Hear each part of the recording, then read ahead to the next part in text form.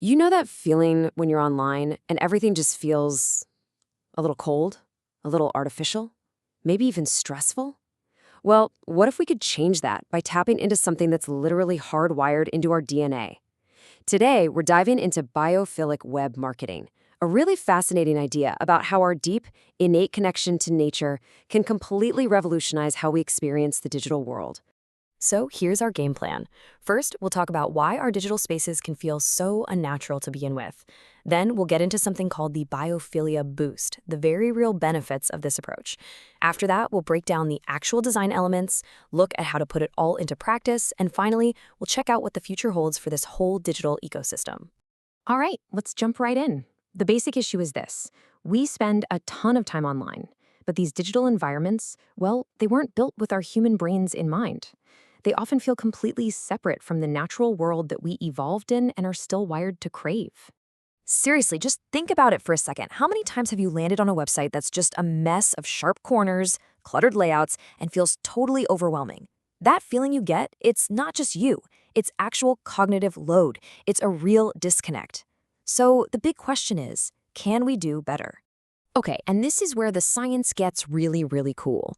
It all comes back to the biophilia hypothesis. This idea from the brilliant biologist E.O. Wilson is the absolute key. It says that we humans have an innate biological need to connect with nature. Get this, it's not just that we like a good view. We actually need it for our well-being. And that single idea is the foundation for everything else we're going to talk about. So, great theory, but how does it actually work in practice? Well, that's what we're calling the biophilia boost. And listen, this goes way beyond just making a website look pretty with a few stock photos of plants. We're talking about using that deep human connection to get tangible results for both the user and the business's bottom line. I mean, just look at the difference. On the one hand, you've got your typical high-stress, boxy website that makes your brain work overtime. But on the other, you have the biophilic approach. This actually taps into something called attention restoration theory. The simple version is that our brains find natural patterns incredibly easy to process.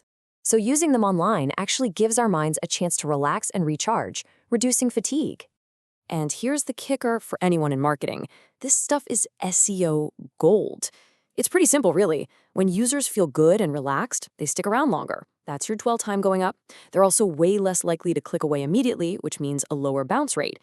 Plus, if you're smart about how you use those nature-inspired visuals, you can boost your core web vitals, those key metrics Google loves. It's all a massive signal to search engines that you're providing a great experience. All right, so we've got the why. Now let's dig into the what. What does it actually mean to design with nature's blueprint? And just so you know, it's a whole lot more than just making your color scheme green. So first things first, let's move away from the rigid grid. Biophilic design loves organic shapes. We're talking about gentle curves, flowing lines. Think about the shape of a smooth stone or the edge of a leaf. Using these forms in your layout makes everything feel so much more natural and inviting. And of course, color is massive. Forget those harsh artificial neons. This is all about pulling your color palette straight from the source. Think deep, earthy browns, calming sky blues, and all those lush shades of green you'd find in a forest. These colors have a genuine positive effect on our mood. Now this one is fascinating, fractal patterns. These are those repeating patterns you see everywhere in nature. You know, how a fern fronds looks like a tiny version of the whole fern, or the way a tree branches out. Our brains are wired to find these patterns incredibly calming. They're easy for us to look at, which actually reduces mental fatigue. Pretty cool, right? Okay, here's a concept from environmental psychology. Prospect is our basic human need to see what's ahead, to have a clear view.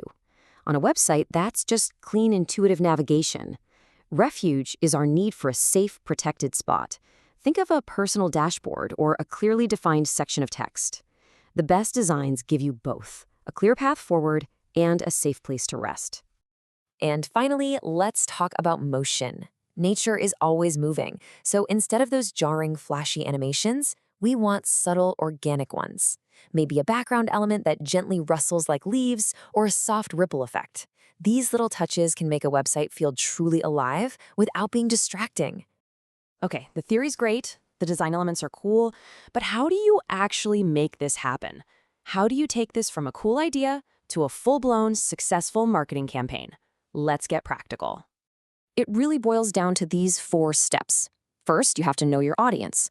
What kind of nature connection resonates with them? Second, your content needs to tell a story, maybe about wellness or sustainability.